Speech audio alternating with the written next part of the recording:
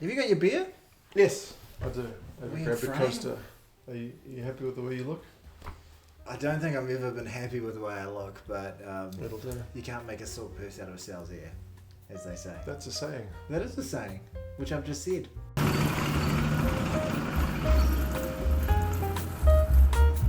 What other sayings do you know? What's your favourite saying? What's my favourite saying? Is a man who goes to sleep with a itchy bum will wake up with a smelly finger.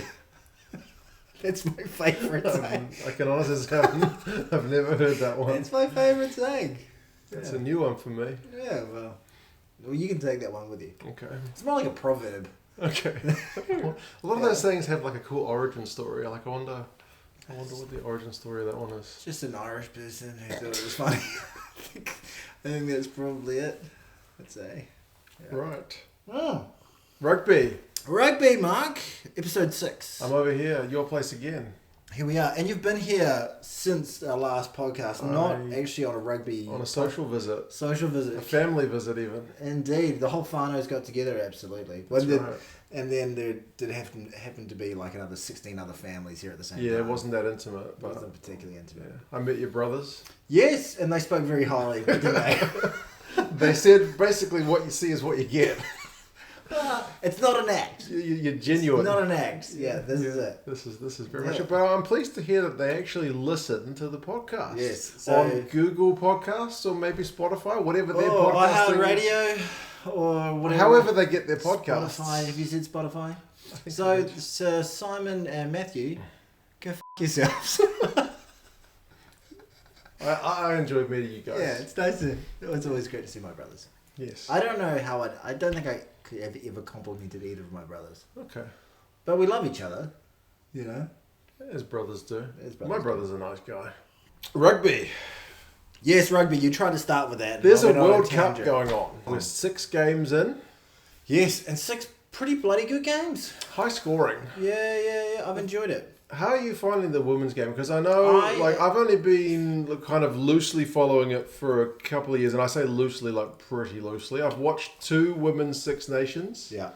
And I've seen a few Black Ferns tests, but I'm still at the point where I could bump into an international women's player on the street and probably not recognise them. I would know Cox Edge. I would know the big Ruby Tui. Yeah, all the backs. Like if I saw one of the props, I may not. I may not recognise them. I'm just trying to think of more of their names, and now I can't remember any of them. So right. it's going to be a great podcast. Yeah. But can I be honest with you?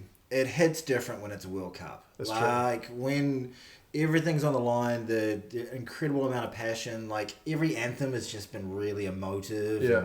And like even if you're like, I was watching the Scotland Wales game yesterday. Yeah. That was a cracker. It was a great game. We can get into it, but it just every time there was a turnover, they were celebrating like they won the flipping game. Yeah. Freaking ball's unplayable. Yeah. It was like, whoa. Yeah, it's just turnover, that game had a bit of fizz and pop to it. Yeah. First women's game I've seen have a little scuffle. Is that right? Yeah, and I was like, straight away, I was like, jelly wrestling, let's do this. I'm kidding. But it was great. I've loved every game, and I found the woman to be so passionate, and that brings it all to life, because that's what you want to see in these games. But the other exciting thing for me, as someone who's really just coming into it, is the English team are giving us a little peek at what professional women's rugby could be. Yeah. Because it almost feels like there are teams that are playing pre-1990, like just to compare it to the men's game for a second, pre-94 teams and post-96 teams, essentially. There's a big gulf in the teams there's a couple, I think, in France and England who've been genuinely professional for a while. They play, like both their national team and their local club competition is professional. Yeah. Then there's teams like the Black Ferns who maybe used to get by a bit on talent and then have recently realised when they got a couple of hidings last year, we are behind the 8 ball. And I think that's what's happening with the likes of Wales and Scotland and whatnot. They're starting to get some players in professionally. Yeah. And then there's the teams who just still are amateurs. I know like the States, I'm pretty sure their national team is still fully amateur, but they've got some girls who are playing in the English league. So it's a real mixed bag. Yeah, it's an exciting time. I think that we could really be witnessing a big turning point.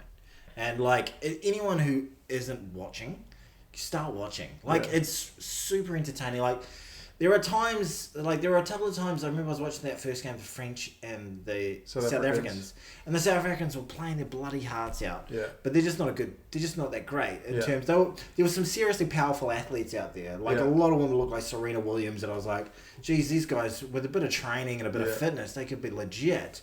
But, just like the handling and stuff, and I was feeling, I was loving the passion. I was love seeing what they were doing and how they were playing in terms of their heart. But I was like, I just want this game to go for more than 2 phases, right? Before a fumbling. And then I was like, just feeling a little bit cynical about the game. Yeah. But there have been a lot of great sequences. Circling back to that Wales Scotland game. Yeah. 20 phases at the end of that game for that penalty. penalty. They got that penalty. And they were just going in between the 40 and the 22 the whole time. Yeah. Like. It was great defense as well. I really felt for the Scots. They'd only just got back into it with like a 79th minute try. The Scots, why don't we talk about that? Because it was the best game, I reckon. I would notice that. Again, taking it back to when I would watch the Women's Six Nations, right? And you would have England and France. Yeah. And I would know whoever they're playing, unless they're playing each other, it's probably going to be a bit of a lopsided affair. And then whichever was the other game, that was like the game of the week. Like, was it Italy, Ireland, or was it Scotland, Wales? Like, that was always the game where the other 4 teams they're pretty evenly matched. Because it kind of sucks going into a game knowing who's going to win. Yeah, and that's pretty much what it's been with England and France in the Women's Six Nations, the 2 years that I've watched it. Yeah. I mean, I think both those years, that was the final round, England against France. It's almost like a final. Everything else is just kind of leading up to it, which kind of sucks in terms of, like you say, it's not that edge of your seat stuff when okay, is this going to be 20 points or 40 points, but England's going to win. They push them to 12 points and they're like, ooh, that was tight. Yeah, exactly. But I loved that first half of the England versus Fiji.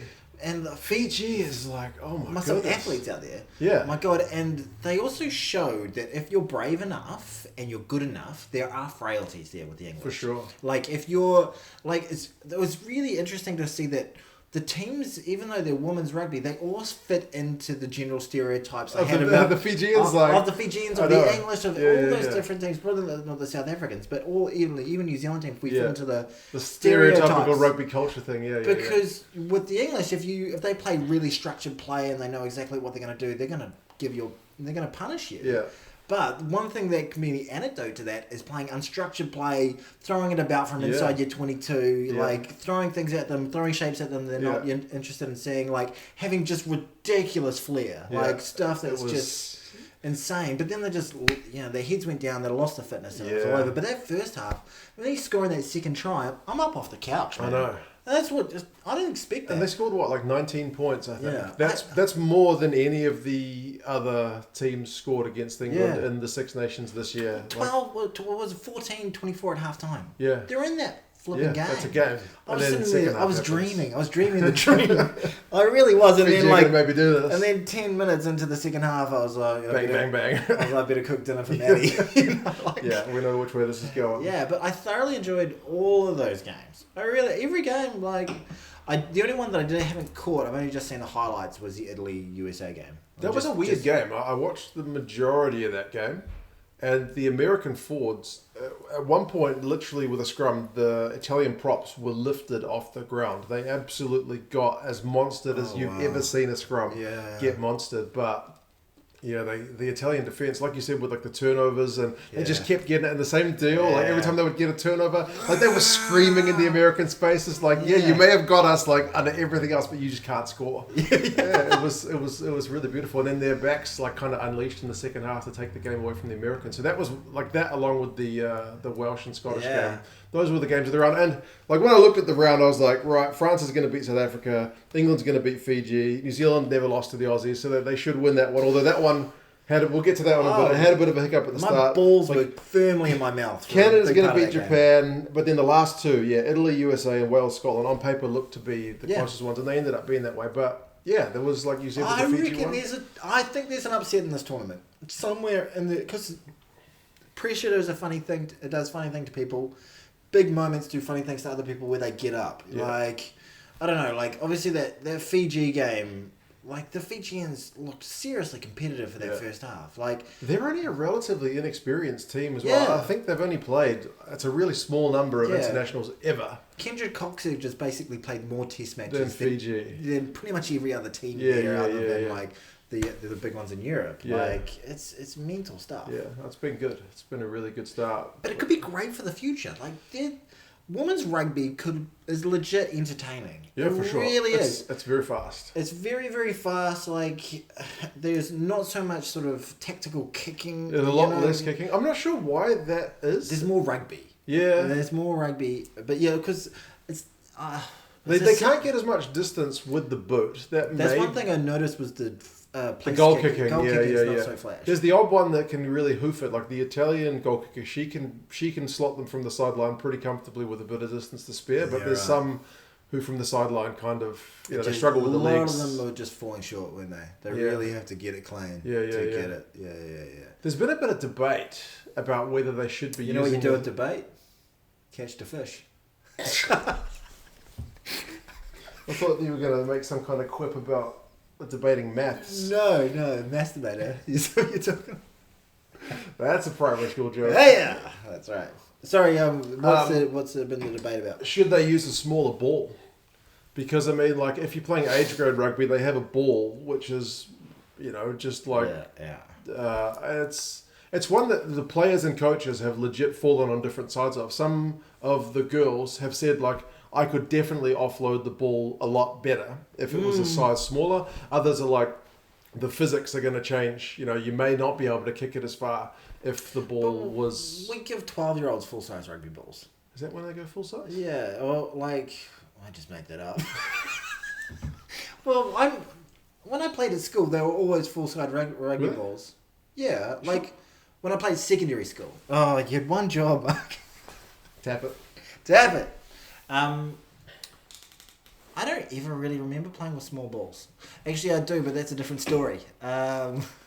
Yes. Lost your train of thought. Stuck on small balls. No, you remember playing, because I played JB8 all the way through to there's one size which is like the one size down from a full size one, which I feel like was the one floating around a lot around school, but I don't remember. It's a long time ago. I reckon, because my first grade was 6th grade at school. Right. And that was 3rd form, because before that you're playing club all the way up to 3rd form. Okay. And I think we were playing full-size balls. Like I said, there's no right or wrong. Right. Like, there's no right or wrong answer to it. Yeah. It's just... Yeah, it's just the question that kind of comes up every now and again. How do you feel about small balls? Tell us in the comments below. Is it easier to offload a small ball? What do you like to do with your small balls? You can kick a small ball, but will it travel as far? It's quite painful. I'm sorry, I'm very immature. But yeah, maybe that is a factor with the less goal kick, with the less kind of kicking for field position, because it doesn't have the legs. You're better off keeping ball in hand. I don't know. Yeah, well, I like it. I really, really did enjoy it. And I think if we can get all those other teams up to that level of England, like that can be like your sort of benchmark for a professional team, for sure. Within 10 years, then we've got a hell of a sport. That's right. We and really I mean, do. at the grassroots level, it's certainly growing a lot faster than the men's game. Like the men's numbers are kind of always down year on year. Clubs that used to have like a proper seniors team and then like a second 15 or a third 15. Head injuries, man. Yeah, that's and parents not wanting their kids to play. I mean, they do all kinds of things to encourage parents to get their kids into the game, like having ripper instead of full tackle and whatnot. But women's game, the numbers are growing year on year. I mean, they've got a lower baseline to build from, but still, it's growing. And you gotta give credit where credit's due, like the likes of Spark and the press that it's getting and stuff, because you and I are in the game of trying to get eyeballs, but they're also in the game of trying to get eyeballs and trying to get supporters and all that sort of thing. So they must be. It's sad. The sad fact of the matter is, whenever you do a women's video, it's a little bit lower on views, isn't it? Yeah, for sure. And that's got to be the same with the TV ratings and all that sort of jazz at this stage. But on the offside of that is, it is actually building the game slowly but surely. And if we can keep on giving it more and more eyeballs, more and more attention, as I said before, if you're not watching it, you should be. It's flipping entertaining. It's been great to watch so far. Yeah, it's been some magic. Just that, like, watching UIC, watching Premiership, it's great. These incredible athletes and all that sort of stuff. Yeah. Big, powerful moments and stuff. But these are it's just something about a World Cup, man. Yeah, but these are professional athletes who are just like, I want to have a good game for my career, all that sort of stuff. They might feel passionate about their franchise, their team, or whatever, but it's another week a lot of the time for a lot of these blokes. But that's your job. Yeah, 100%. For these athletes, it's the biggest moment of their lives. That's right. And they're not only overcoming, that massive mountain to end up on a representative team. They're doing it in a sport that is so wildly male dominated. That's right. And they're finally getting a bit of recognition, and it all is coming into this massive sort of climax at the moment where I really hope this is sort of women's rugby's 1987. Right. Where like everyone kind of stood up and was like, shit, the World Cup's a bit of a big deal. Because I think the last World Cup, I was aware of the final. Right. I heard about the final. Yeah, me as well. I think I watched highlights of the final. Probably. It's a wee while ago now. I think that was it. But I was not psyched, hyped, didn't follow it, barely knew it was on. There's been more build-up for it. I mean, maybe because it's in New Zealand, we're getting more build-up of it. But certainly over here, there's a lot more press about it than there has been of any other 100. women. And I think part of that is also getting some of the personalities. Like, I don't know what it's like in other countries, like if the English players are on like TV much, but like they're promoted, like the characters, like Ruby Tui is a real... She's a darling. She's a darling. She's good in front of the camera, and she's great talent. Like the cheers for her are huge because everyone knows her. It's like if you go to a Blues game, a lot of people are, if you're a casual fan, you kind of just show up to the game. They don't know who a lot of the players are, but they know the All Blacks. Like if Rico gets the ball, they cheer a bit harder. You know what I mean? But it's the same with the Black Ferns, I think. They know Ronnie Clark more than they know like whoever's playing blindside. Which is usually a Kira. They probably know a Kira. Kira, Ginger Tom Robinson. Oh yeah. Yeah, I like him. He's a good player. Can't get into the All Blacks though. No. We'll get to the squad. I do want to talk about the squad at some stage. Can we talk about the game where I was absolutely bricking it? This is when I enjoyed the Fiji-England game. I enjoyed the France game. I really enjoyed seeing what South Africa, the heart they had because they were just wildly outclassed. And the French played like the French. We will play for the first 10 minutes and the last 10 minutes. Stereotypical. So stereotypical. I've got a theory, and it's more to do with the rugby league Kiwis than it is to do with the All Blacks, but it is relevant to a haka. Okay. Because when the Kiwis do some incredible hakas, like better than the All Blacks all the time, because they got some legit powerhouses in terms of kappa haka and stuff. Like Isaac Luke used to be amazing. Okay. And they used to get a bit more elaborate and do some stuff. And I would always get nervous. Like, if the haka was incredible, I'd be like, oh, God, this is going to be a long night. They've overdone it. And it often is a long night with the Kiwis because they're playing the Kangaroos, which they're an incredible team in league. But I was like, because that haka... Yeah. Like, for those of you who don't live in New Zealand, like, in terms of kappa haka performances, usually the woman, like, sing a lovely little song and they have the poise and they do the thing and it's very nice. But then the men come on and, like, power through the back and do a big haka and that's when everyone's like, ooh. Yeah. But that haka, man, that was powerful. Yeah. It was still feminine. It was, like, intense. It was... You could see it written all over them how important it was. Man, some serious eyeballs going on. Like, and then they shipped 17 points. I know, exactly. And I was so your logic was I was like, oh, their haka's too good. Their haka was too good. Right. And like and then they just shat the bed. Like they didn't turn up. The occasion got to them. All the Aussies. Yeah, the Aussies just came out and like biggest moment in their careers, all of them, like they've been fighting forever. None of them would have played in front of a crowd like that. You know, not a great crowd, fantastic crowd, but not what I would call a sellout. Yeah, not what I would call a sellout. I would call that a great crowd. Eden Park's got those 3 rungs, like the bottom area you can buy. You looked at the terraces. The terraces also had big blanky spaces and. But the corporate seats were largely empty. That'll be ones where it's like... I think a lot of tickets were sort of saying... I think they're allocated. Like, they give one of the sponsors, like, I don't know, Rebel Sport or something, 500 tickets. I was a bit gutted because I was... I thought about it the day I was like, I would have liked to have rocked up. Right. To go to door sales. But I was like, it's sold out. I won't make plans or anything like that. So there would have been maybe 5,000 people like me who would have You would have gone if you'd known you could just rock up. Could you rock up? It would have been silly. I don't think so. They were saying it's sold out. Can I just take one of those many thousand seats that no one's sitting in? Yeah, no. Yeah. I don't think so. Yeah. But you know what was amazing? Like, they totally bottled it. The Aussies, fair play to them. They turned up and they were like, they could not have got a better start. Yeah, man. Absolutely could not. Tarita got those couple of tries. She made our fullback, what's her name? Holmes. She skinned her twice. Yes. She fended her once, stepped her another time. She was brutal. Very, very good. Brutal. Very good. But... And like, who was the number 11 for the Aussies as well? Wong, I think. Yeah. She pounced that loose ball. Yeah. And it was just all that was going their way. And like then, that 50-20, 50-22 that happened. I think they started to tire. I was shitting myself. I don't think the Aussies are professional. I think their league started to go. I think that's where the almost 12 months of professional contracts for the Black Ferns starts to kick in. Is it rude of me to say that basically... the Wallaroos look like a team of expat Kiwis in a lot of cases? Yes. Like, that is rude to say. Definitely. How dare you? How dare you? But there were a lot of Māori girls who were playing in that, like, on the other side. How many millions of Kiwis are in Australia? Yeah, because that's what I mean. Like, they might have had a bit of a community start there, yada yada. I bet there's a lot of... Might be. Kiwi... That's completely unsubstantiated. Yeah. There's no... This is a... 2 cents. You meant to have the stats. You didn't do a country of origin video for this? No, I didn't. Oh, I would imagine most of the players are homegrown. Yeah, probably. Yeah, probably. Jinx.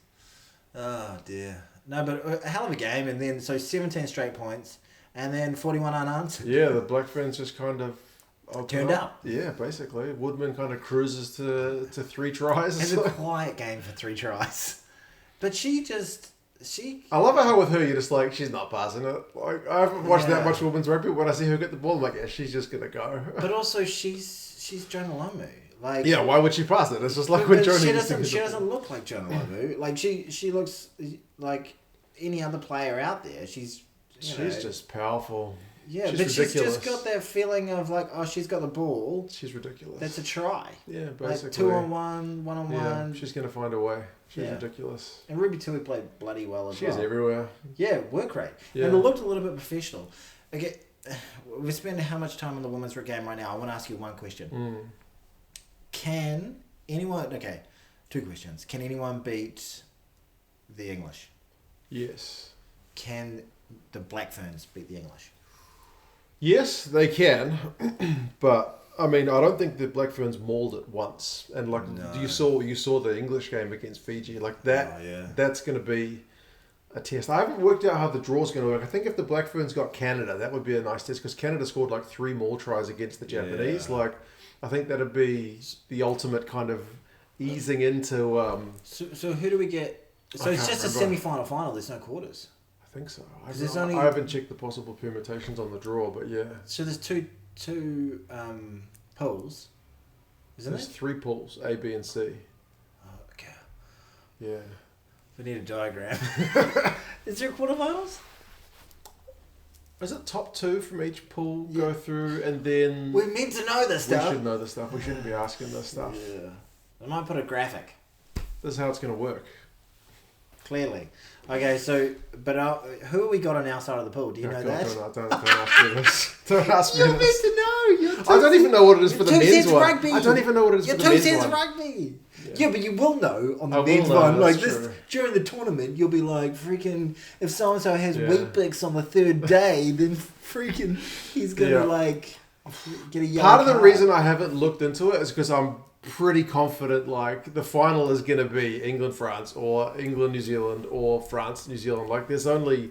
Can Canada do a sneaky? Can they? I think so, but... Spoil anyone's party? I mean, we beat them in the Pacific Fours, so I would still... I think Canada's maybe at best a dark horse. I think it's probably New Zealand, England. It's probably England, New Zealand, France, dark maybe pony. In that order. Did you say dark pony in the women's game? Maybe. I don't know. The old dark pony? I heard Carl Tanana use the phrase big unit. Yes. So, oh boy, there were some big units. You can use big unit. No, apparently you can't. You know what? Another difference? Stats on the women's game when they do the play. They don't have the weights? Don't have the weights. Never ask a woman's weight. Bro, that's rugby. Weights are important. Yeah, but they're women. But it's like, even if it's like you ask 130 kilo Fijian prop what their weight is. See what they tell you. Oh man, she was a big girl, big unit, and I loved it too, and she was actually one of the reasons they got stable ball and could go off the set piece. Yeah. I don't know what happened the second. Honestly, I started cooking and I turned the TV off when we were eating dinner. Yeah, daytime games are cool because it's like something you can do during the day. But I got hammered that day. I had kids running around. I did as well. It doesn't matter. No, I didn't get hammered with parenting with Tony.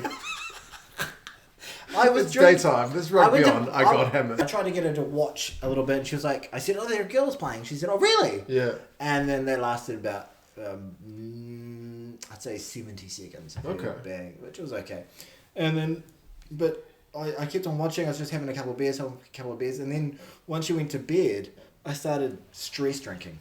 Okay. When the Australians were down 17 points, yeah. So stress drinking. I think I texted you. I was tweeting with you. We were like messaging on Twitter. Oh, right. I think I was hammered at the end of the night. I was like, "When you meet him, mother." We'll get media passes. We're not getting media passes. No, we're not. Yeah.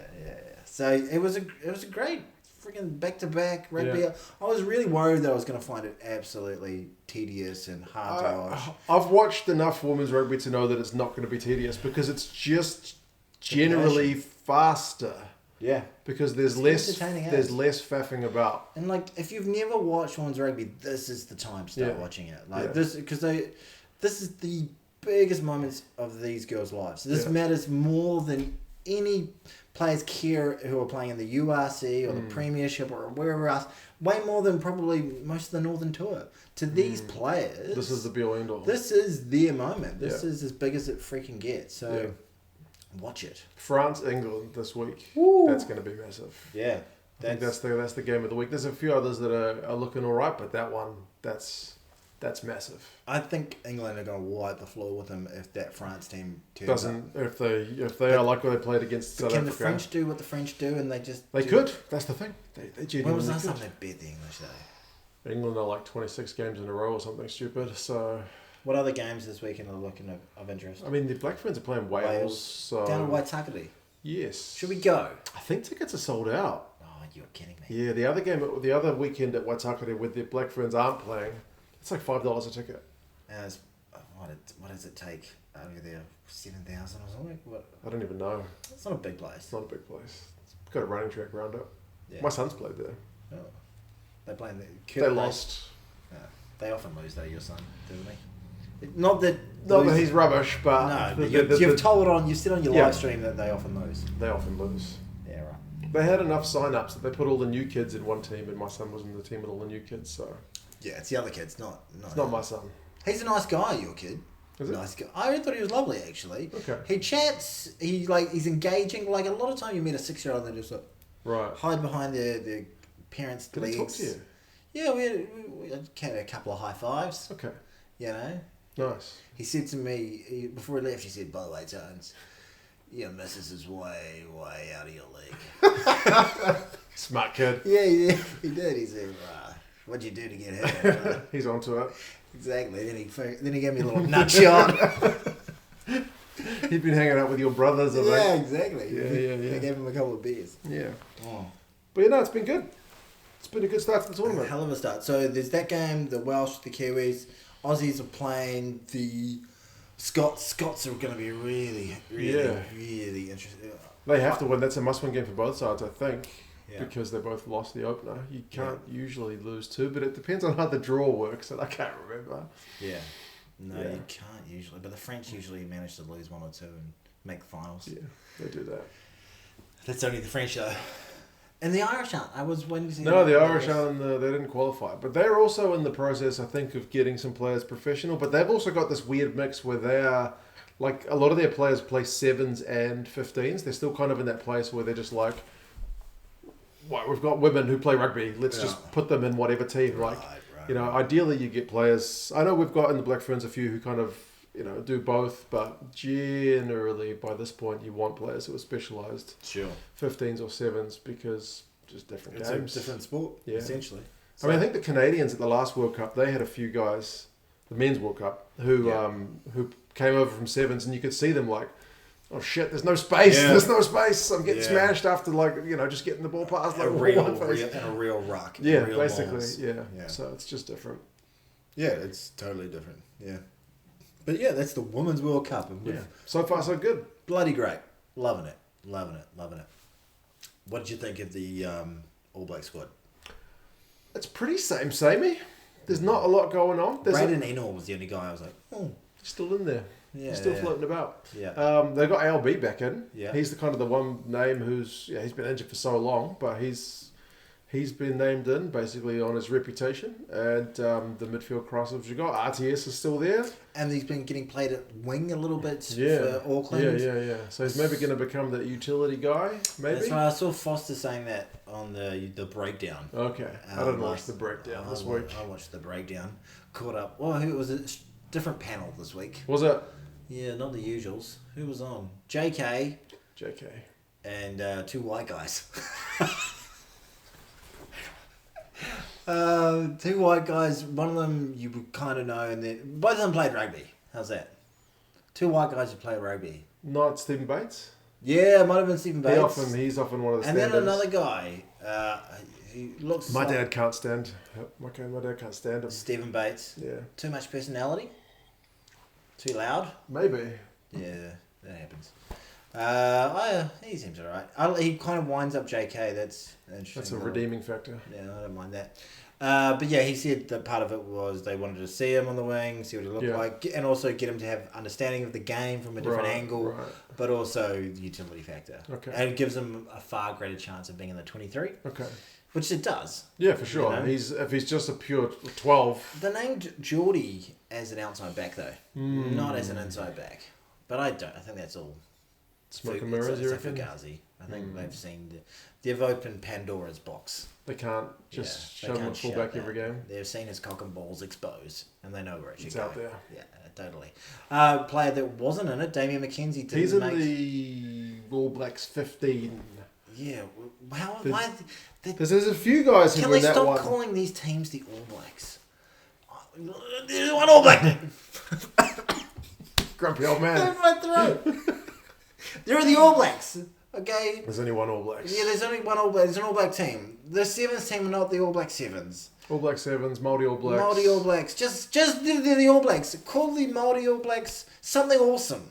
I really like Toa Wahine. Right. The Black Ferns and stuff. Give them a powerful Te Reo name. You know. They're just doing the brand. Exactly. It's a marketing thing. They're the All Blacks.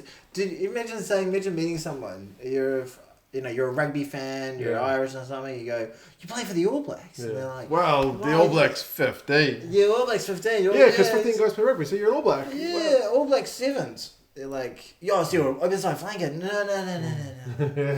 I wasn't quite good enough to be an EPC player. So shots fired. Oh, no, I see big respect to the 7s players. Although we're not as good as we used to be under Titch.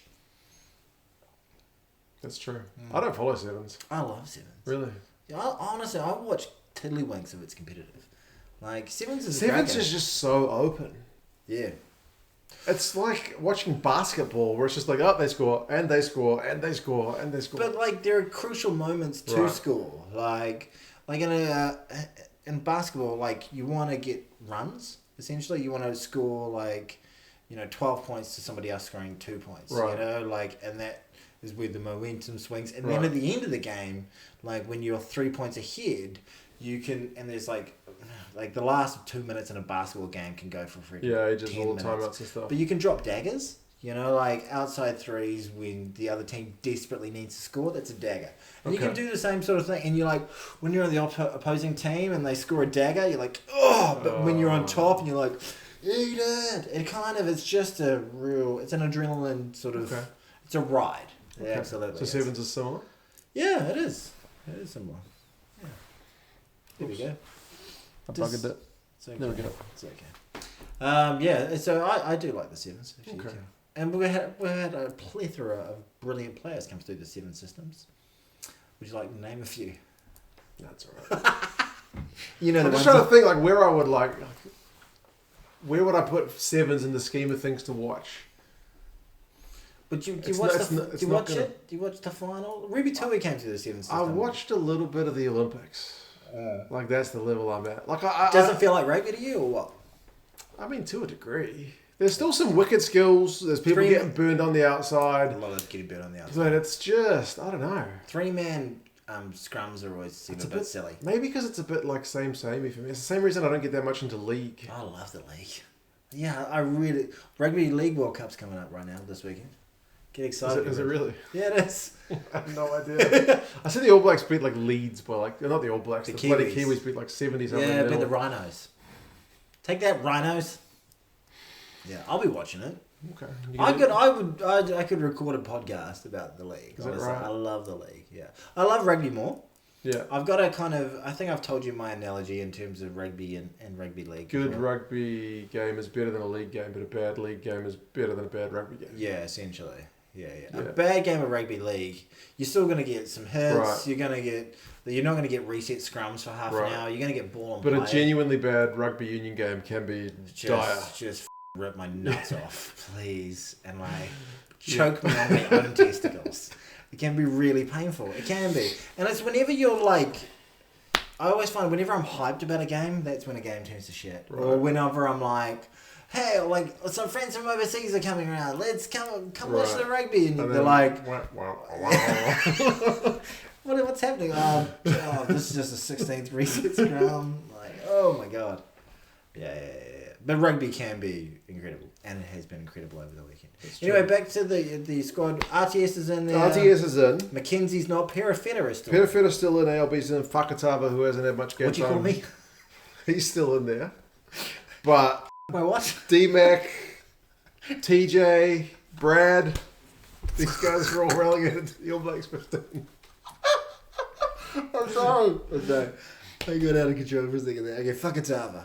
There we go. He's not getting any game time, but he's still there. Same with Perifeta. So I reckon Fakatava will... He'll start one of the games? I figure in Finlay will start the Japan game, but he'll come on after 50 minutes. Right. And that'll be his biggest stretch of the tour. Okay. And that'll be similar to Perifeta and RTS. They'll get their biggest game times. They might get a sneak into the 23 against Scotland. See how injuries go. Yeah. There's some big names in the All Blacks 15, man. Like I mentioned, TJ and Brad, like those guys are still trucking along. But they haven't done anything wrong over there. No, that's right. DMAC, like you mentioned. Is DMAC suffering the Japan effect? Is it going to just, like, you lose your place in the pecking order? It's hard to get back in? Yeah. It's not a sabbatical if you go somewhere else and work. Not really. It's just you trying to make some of that sweet yen. Which fair play. Was his actually a sabbatical? I think he was just end of contract. He was end of contract with New Zealand Rugby and then buggered off and then came back and was like, give me my job back.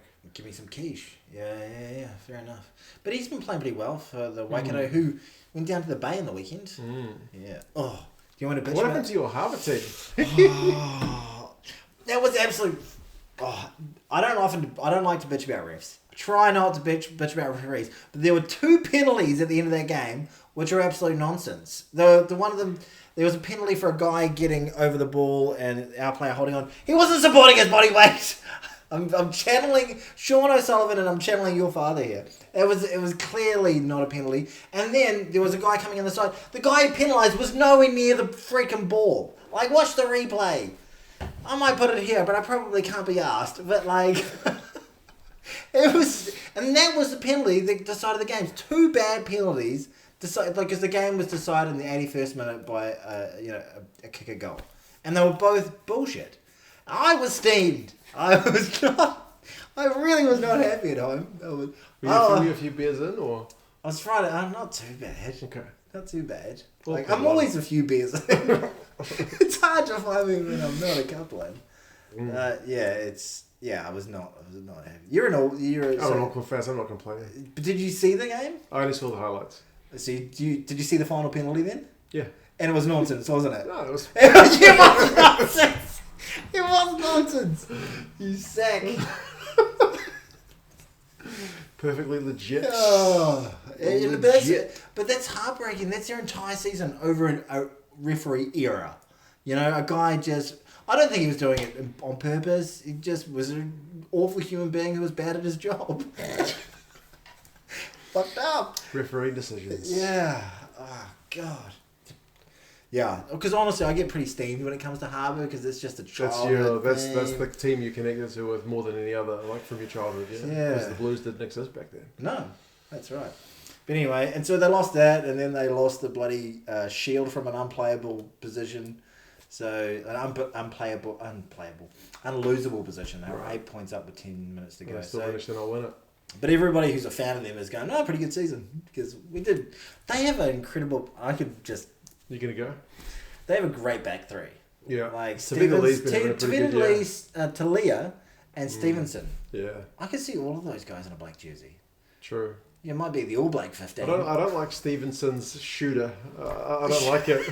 Shooter Stevenson, I can't stand it. Shooter McGavin. Shooter. He's been watching too much Happy Gilmore. For goodness sake, man. You know my favourite line from Happy Gilmore is? What do you reckon? Oh, what are the good lines from Happy Gilmore? Well, there's a lot of them. Yeah, there's a lot. I've seen that movie many times. Shooter McGavin says to Happy Gilmore, I eat pieces of shit like you for breakfast. You eat shit for breakfast? Yeah, that's a pretty good line. Yeah, that is a good line. Get in the hole. That's the other one. It's your home. You do good for your home. He's still making movies. Yes, they're hit and miss though, aren't they? Like I can't say that I've seen one since. Hidden Gems is a great movie. I've seen. What's that one where he's like the big brother? Like that's the last Adam Sandler movie I saw. Big Daddy. Big Daddy, I think so. That's like 1999. I know. And I was like, right, I'm done. Didn't do 50 First Dates. That's a nice. Oh no, I actually have seen that one. That's a cute little film. film. Yeah, I have seen that one. You're right. So we've gone from rugby just romantic comedy, Adam Sandler films. Tataval, Ollie Jaeger, they're in the All Blacks 15 as well. Tataval's got some serious head injuries going on. Yeah. They're playing Ireland A in the Barbars, so. Ireland A. So how strong is that team going to be? They're currently in South Africa. Well, it's emerging Islanders in South Africa. I thought that was a youth tournament going on. Yeah, well, it's like the young Irish players are playing Curry Cup teams at the moment. They're doing all right. Yeah, right. Small fries. Yeah. So, but every country at the moment seems to be wanting. They're like, shit, we don't have enough games to build depth before the World Cup. So you've got South Africa's got an A side. The All Blacks have got the All Blacks 15. Ireland have got this emerging team. So everyone's doing it. We don't usually have it. The Wallabies A side is in Japan right now, playing a Japan 15, which is more or less the Japanese regular 15. So everyone's. We've gone from like that 2007, 2003 model where we were just crazily resting and rotating players to actually having these other teams. We need more games, basically. More time on the field. Yeah. All right, and these teams are, but you're still not going to be able to build combinations. But I guess you've got the highest level rugby you can be playing at that time. Basically, they want them getting some kind of game time. So, it's an interesting. Will we beat Ireland A? With the All Blacks 15? Does anyone care? People will watch it. You'll watch it. I'll watch it. You'll get the whiteboard out for it? Maybe. I would have gotten the whiteboard out for some of the other A games at the moment, but they're not all covered. Like Australia A versus Japan, it's not on here. It's on Stan in Australia, but that's it. Yeah, right. I don't know what the interest levels are like, but they seem to be having some good games. Yeah. That's what we want to see. You watching European rugby over the weekend? I watched Glasgow. I watched that one. I don't think I've ever watched that team play in my life. Play the Bulls, and I was thoroughly impressed. The Warriors. I was thoroughly impressed with my second favourite Warriors team. My first would be the New Zealand Warriors playing in the NRL. But not the Golden State Warriors? No, I don't like those buggers. Not the Utah Warriors in the MLR? No. They play at Zion's Bank Stadium, I think. It's at altitude. Holy moly. Yeah. Oh, that's interesting. I lied then. That wasn't interesting. Okay, what was I saying? No, what was amazing about that game? I am trained to understand a Bulls team. Mm-hmm. Two things I know about Bulls team. Dominant up front. Yeah, and they don't wear pink. And they were. Bro, I've got a Bulls pink jersey from Super Rugby. Really? I don't like it. There's a couple of, I don't mind the colour pink or anything like that, but I know every single one of those players was just like, really? Is this the away strip? The Bulls have done funky away jerseys for many a year. Who's buying? You're buying. People buy the away kit. I love the pink kit. Why? It's just different. I've got to think about ugly jerseys. What was the French team that had a? Stade Francais with pink. Yeah. It's not. It's an interesting choice for me. Like I don't mind it as a colour, but it's a masculine sort of. These blokes, yada yada yada, getting out there smashing each other. They're comfortable in themselves. They should be able to. I don't think they like it. I honestly don't. There's that one video, like a random rugby video, where Israel Dag and Dan Carter designed kits. Have you seen this video? No. And Dan Carter designs this baby blue number. Very sexy. He fancies himself quite it's not called a fashionista if it's a guy, is it? But he's a bit of a fashion guy, isn't he? Fashion mister? You just made that up. I did. But then Israel Dag did the pink. And two players picked the pink. Because then the whole squad had to pick afterwards. Right. Two players picked the pink. And everyone else picked the blue. Everyone else picked the blue. And everyone followed Richie. And Richie was like, ugh. Richie didn't even like multicoloured boots. He only wanted black boots. Yeah. I like that. He's a hard ass. I like that. Yeah, I quite like that black boot 2015 tournament. Yeah.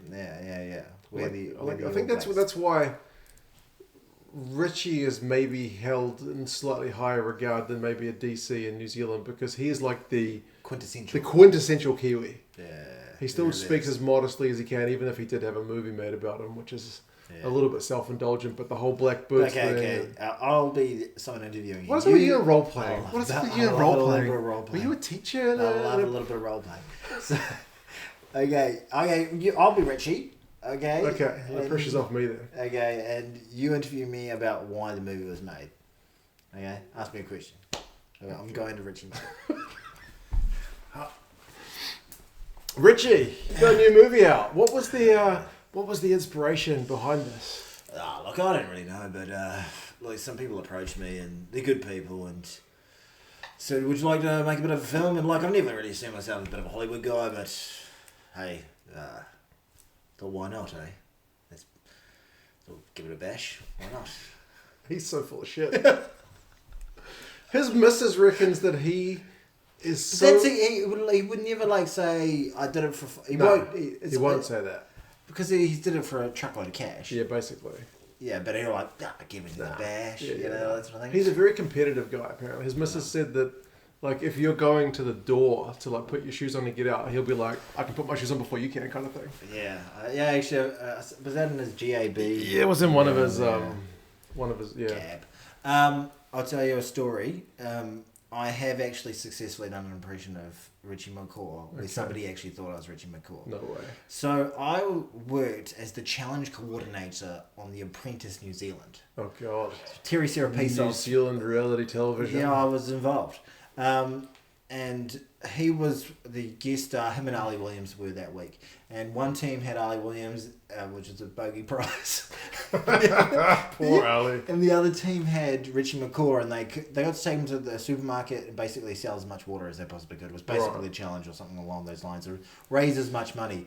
Right. And they said, they needed to shoot somebody on the other end, pretend feeling like they're actually talking to Richie McCaw. Okay.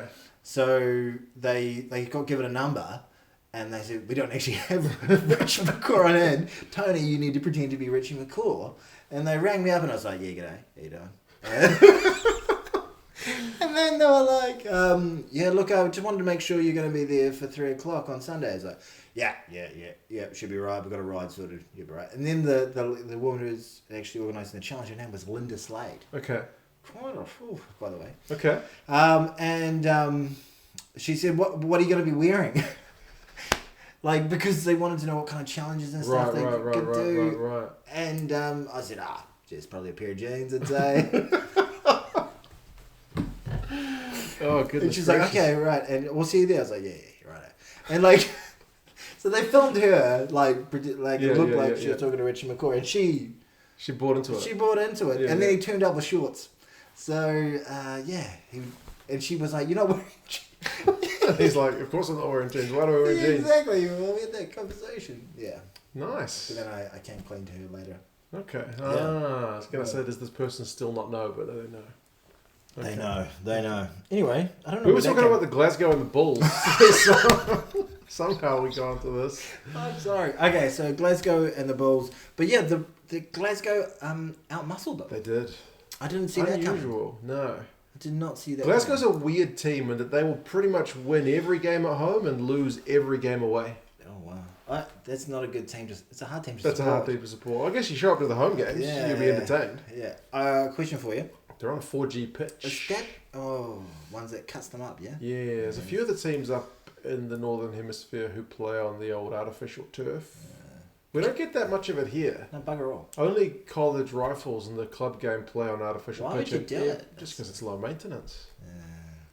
Yeah. But in Auckland, there's not really an excuse not to grow grass. Yeah, we can grow grass in New Zealand. One thing we're good at. We've got lots of rain. Sheep and grass. It's green pretty much all year round. Yeah.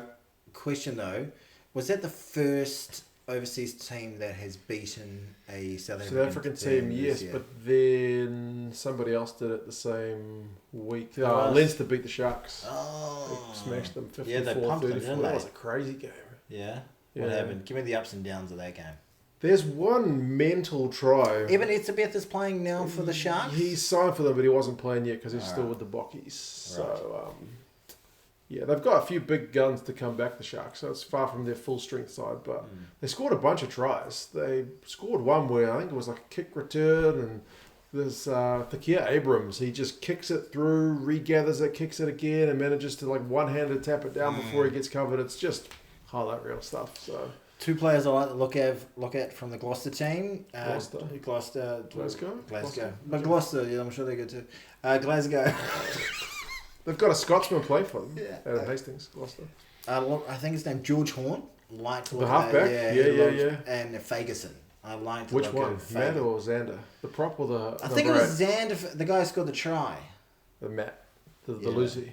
He got man of the match. He looked pretty quality around the park. There's two He's a good player. You know how stressed I've been about saying his name correctly? Because you slip on one of those vowel sounds, you're in all kinds of trouble. You're getting cancelled. No, but Matt's a good player. Yeah, he seems pretty good quality. He's been playing for Scotland for a wee while. He's a genuine unit of a man. High work rate. My other sort of initial sort of feelings about what I'm getting to grips with the URC, Wales team's really struggling. South African team's wildly on top. Like having the Scarlets, Scarlets got Halfpenny, and then Bismarck du Plessis is still playing. Yes.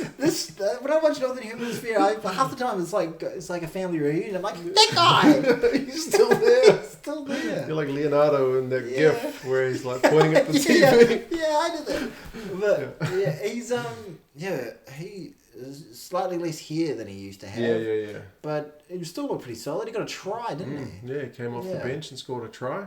Yeah. That was a good game. Halfpenny playing for the Scarlets. Yeah, is that right? Scarlets are still winless. But the Welsh teams are a bit like the Aussies when they were rubbish at Super Rugby, and that their teams couldn't win jack, but they could still field a competitive international side. Yeah, you know what I mean? Like the Welsh are still, they've been a bit up and down on the Wayne Pivac, but Cardiff Blues are generally half decent. How are they travelling?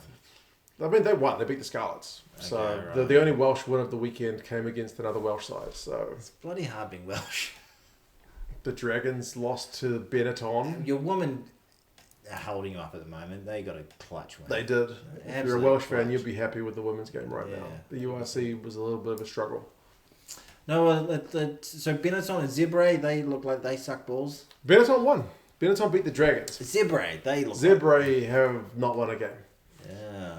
Right. But they're genuinely better than last year, which is so not Zebre is the Italian word for zebra, I believe so. My Italian is about zero. Any zebras in Italy? I don't think there is. I wouldn't have thought so. Strange name. I don't get those ones. You know where you call? I guess tigers, Balmain Tiger. People call themselves the Tigers. What have we got? Blues, Chiefs, Hurricane. Well, there's no hurricanes in Wellington, but it's windy. That's why they did. That's where they went for it. But it's not hurricane level winds. It's just bloody windy. It's just inconveniently windy. And the Christchurch, they call the Crusaders, and there are a lot of racist people in Christchurch. There really are. There really are a lot of racist people down there. A lot of great people. If you're from Christchurch and you're watching this, you might be a racist, and if you are, I don't like you, but if you might be a great person, a great New Zealander. Great city. Lovely. Crap stadium. You need a new stadium. Yeah, get a new stadium. 100%. Actually, I do. I've had a lot of great times down there. I've only been once. Oh, I could not tell you how many times I've been there. It changed, like, so different pre and post quakes. Right. So different. I only went post quake. Pre quake, it was like the Strip, the Strand, what do you call it? Like, great little nightlife spot on the Avon. It was okay. cool. Did you punt? I have. I did punt once. Yeah. I'm talking about the river. No, I did. I punted with a guy. You punted with a guy? I did. It was a dodgy situation. Can I tell you about it? With your small balls? Tell me about it. I punted with a guy who was quite clearly a homosexual. And a great guy. And it was a friend of mine. And then we went punting and like, I felt like he thought it was on. Like he could make a move. I think guys generally think it's on. He was one of those gay guys who thinks he could turn you. When I was and he couldn't turn me. And when I was single, if I went with a female friend punting, I would probably be half thinking this might be on here. I swear that's just a thing. Yeah, it's just like a chick. Like if you're a chick and a friend hits on you. That's what I'm just saying. Like, I probably was that guy. Like when I was a younger man, there's probably some girls like, Jesus, this guy thinks it's on. Mark, it's not on. You always think it's on. You always think it's on. You gotta have that confidence. Yeah, exactly. Oh dear. I also watched the Lions play Edinburgh. The Lions got up. Lions are looking bloody good. Surprisingly, like since they were the top of Super Rugby, they just lost all their players. Have they? Overseas. Like Michael Marks used to play for the Lions. Yeah. He went to Japan. I can't even name all their players. Just they lost the majority of their players either to other South African teams or they lost their coach. Ackerman went overseas. Like that whole squad who made multiple Super Rugby finals, they all left. Yeah, because I see Ren Lu like when he's a Lions fan. Yeah, I see that, and he posts videos. He's like, he gets nervous when they have new talent. He's just the next someone's going to steal it. Yeah, the next player's going to get stolen. But they're actually doing surprisingly well. I mean, Edinburgh, since they built that new stadium, plucky. They used to play at Murrayfield, and it was horrendous. It's like watching the Blues sometimes play at Eden Park, where it's just like so empty. It's cavernous. Yeah. But they built a little, I forget what it's called, dam something. Next to, basically like the Twickenham Stoop. It's next to the main ground. Like Cardiff Arms Park is next to the Principality. Yeah. They got this little stadium. They've only been beaten there once since they opened the ground, which was last year. Little fortress, little Oniwa Domain. It is, yeah. And then the Lions just come in, the least fancy to the South African teams, and they get a win. Edinburgh's kind of at 6s and 7s this year. They're 1-3. And they're meant to be... They're meant to be decent. They made the playoffs last year. How the Stormers travelling? They're the champs, aren't they? Stormers are the champs. They are one of only 2 unbeaten teams in the URC. They're tracking pretty well. I want to ask you a question about the Premiership. Why are all the teams broke? And what's the difference between the Wasps staying up and what was the team that got Worcester got relegated? But they basically both got into administration. Why have Worcester's gone into administration? So they all their games have been canned. I think Wasps are about a week away from administration, so they've got like a winding up order. So but they're not going to get relegated. It's already the. Have they said that? I think they've been making moves. Lawrence Delalia, who's on the board for the Wasps. Yeah, but he's a bit of a dick. You heard it here first. Lawrence Delalia. You didn't hear that here first. I think lots of people are. His commentary is like, if I could just go on a wee tangent. Go for it. I never go on tangents. He's like the ultimate, just like, I'm a rugby player and I haven't kept up with jack shit, but I'm just going to say some stuff and people are going to go with it because I'm Lawrence Delalia. He's just poor. So he's basically, like, even the way he watches the game, he's watching it like it's 2003. Yeah? Basically. He's like Clive Woodward. That's my read on him, yeah. So the fact that he's just like, well, it's the same situation as Worcester, but we're a bigger club, so they should keep us up. Yeah, right. That's just bollocks. You're not a big club if you got no money. This is one thing I don't quite get. One thing I've been really impressed with about watching the Premiership games in URC games is that's what I'm talking about. The weather for a lot of the games, has been looking lovely. A lot of these balmy games, beautiful. Yeah. Well, they're coming out of summer, so early autumn games. Yeah, it gets worse. Yeah, it does. I know that. I lived over there. I know when it gets worse. It's awful. And that's been great to see all that sort of stuff and great crowds. The Premiership especially, I think, gets really good crowds. The URC can be a bit of a mixed bag. Yeah. But also stadium sizes. Yeah. They don't play in 40,000 seaters. They play in like a 10,000 seater, or maybe at most like 20,000 seater. North Harbour syndrome. Oh. Yeah, because they've got Twickenham or, the Aviva. Yeah. They've got the one big off stadium which seats all the people, and that plays all the international games. Whereas we're like, every crowd needs to have an international once a year, so we need 40,000 seaters or whatever they are. Yeah. So, it's a bit silly. I quite like I like a little intimate sort of grounds, neighbourhood ground. Yeah, that's the thing. Like 10,000 people at Eden Park feels dead, but 10,000 people at Waitakere will be pumping. Feels pumping. Yeah, that's right. Yeah. So yeah, 10,000 people when they used to. Only with the main was the House of Pain because it was just freaking a bunch of rabid people, as rabid as they can possibly get when they come to Takapuna. You know, like it's Takapuna. They're my local stomping grounds growing up. Is that right? Yeah, I'm a Shore boy. Okay. I grew up in Glenfield though, so blue collar North Shore. Sure.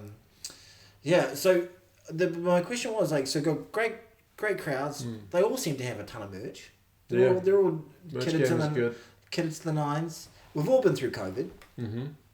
Why the heck are all these teams broke? They're all running at a deficit. Like all the English teams seem to have big bills, or tax bills, or whatever it is. Yeah, I don't know. They're all severely in the red. There's a difference with the URC and the Premiership, and all the Premiership teams I think are privately owned, whereas most of the URC teams, at least like the Welsh ones and I know the Irish ones are like they're like New Zealand. They're linked in with the national setup. So held afloat by the NZR but they don't get anything from the RFU. Yeah, whereas in England it's fully private. That's why there's always the loggerheads issues with like, they want to move the international windows and it encroaches on the Premiership season. So the club owners like off. We don't want to move what is a successful thing for me because I've got no obligations to you. We're kind of fully separate entities. So yeah, it's a troubling one. Dangerous situation over there.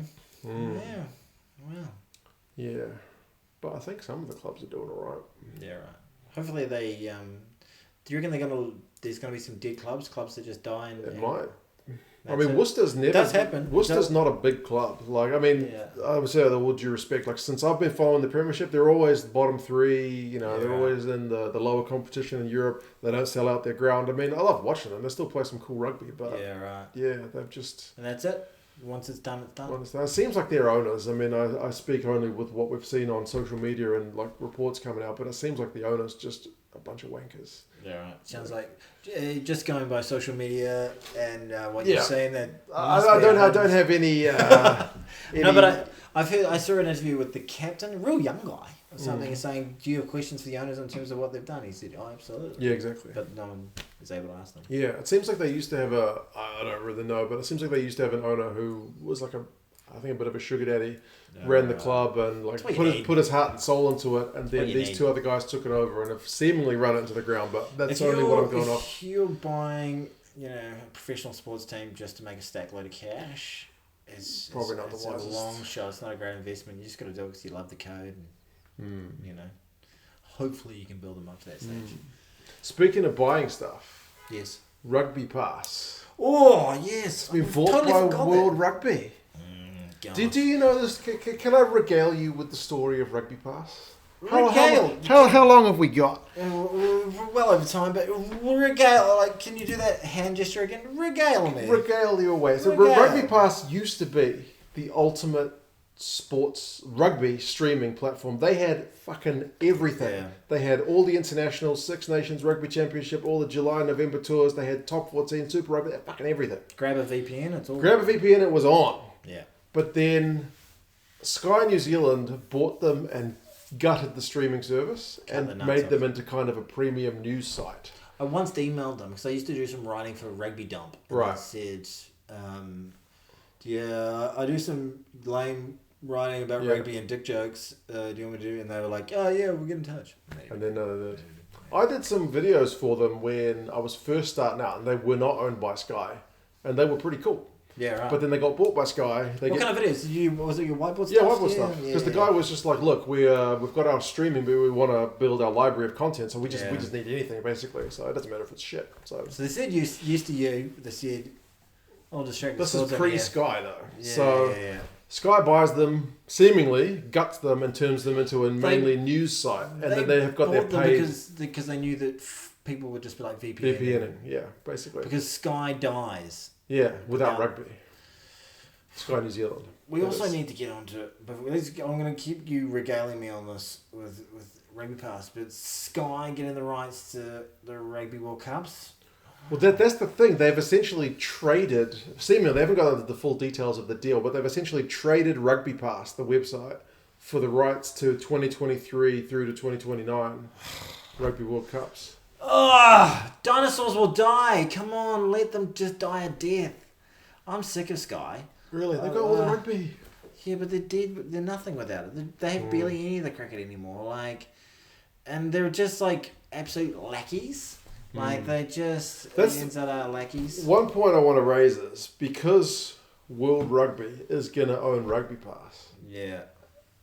You lose all your journalistic objectivity It's when like, you are going to potentially say something against the owners. You just mentioned the fact that New Zealand Rugby owns a stake in Sky New Zealand, who's our broadcaster over here. Whenever Fozzie, for example, goes on the breakdown, they ask him the most softball questions. Even when he was wildly under the pump, I remember Goldie did an interview with him. How he's like, everything's going great. And he's like, it's a marker in the ground. He's like, I've been an All Black. I know when it's tough. Yeah. And like one thing I know about this team is I know you can rebuild it. And that's maybe I'm being cynical, but that's what's going to happen with Rugby Pass being owned by World Rugby. It's just going to become the mouthpiece for.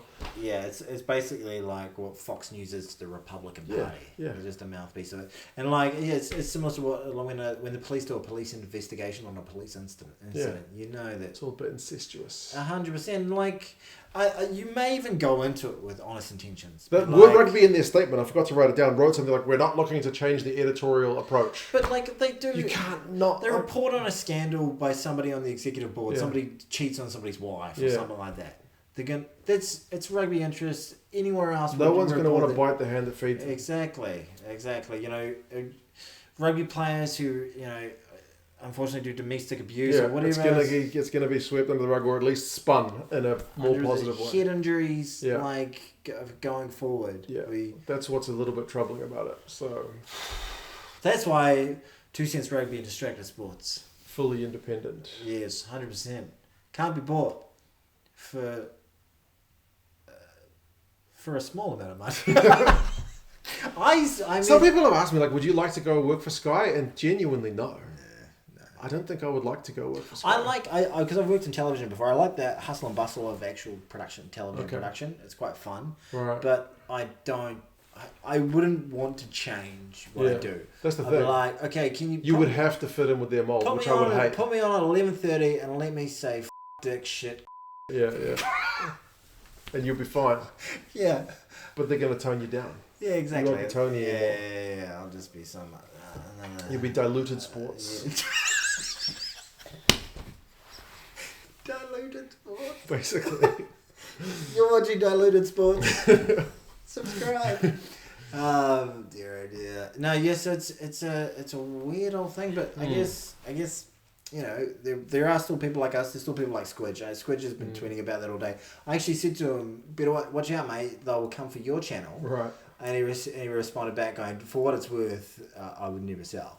And I was like, "That's good for you, mate." And I do believe him. Everyone's got a price. Everyone's got a price. Exactly. But, I wouldn't. I don't think I would like to go work for those guys because I like being able to just say what I want to say. Yeah, but you don't say anything wildly. True, but I don't have to think about that. No, I just say whatever I want. Yeah, exactly. And if you also with Sky TV, you go, okay, look. So my schedule is going to be, I've got to drop off the kids. Yeah, exactly. Like no, you've got to come to work. Like no, I don't go. You have to work with JK. I don't go to work.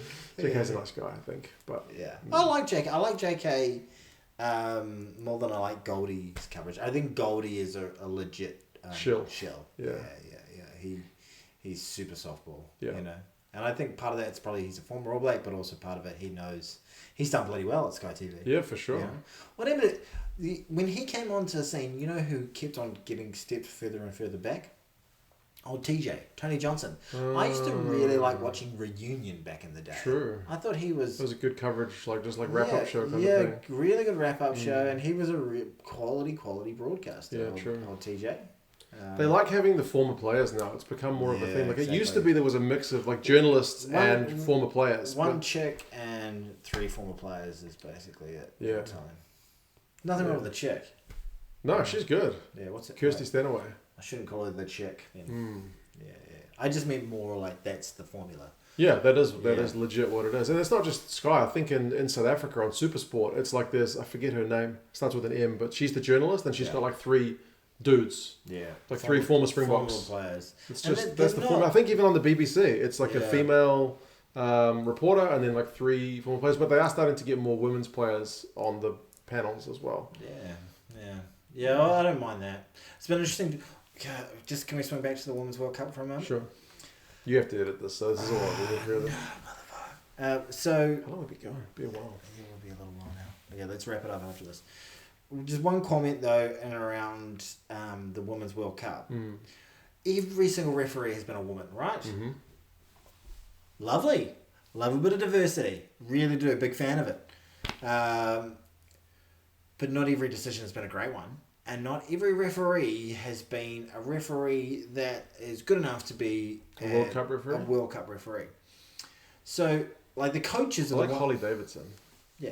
I think she's the best Scot. There's only one Scottish male referee who's refereeing. He's awful. I've got no problem. Like one thing I've noticed is there's been some really weird advantages. Like if it's a penalty advantage, you let it go for ages. But there's been a number of referees who've done a knock-on advantage for yonks for ages, and it's like a knock-on advantage is meant to be like half a phase, basically. Basically, how far you would have gotten from a scrum, exactly. which is not far. If you can recycle the ball. That's it. That's it. It's over. And then they go, no, we're going to go back for it. And you're like, it's a knock-on. What the heck are you doing?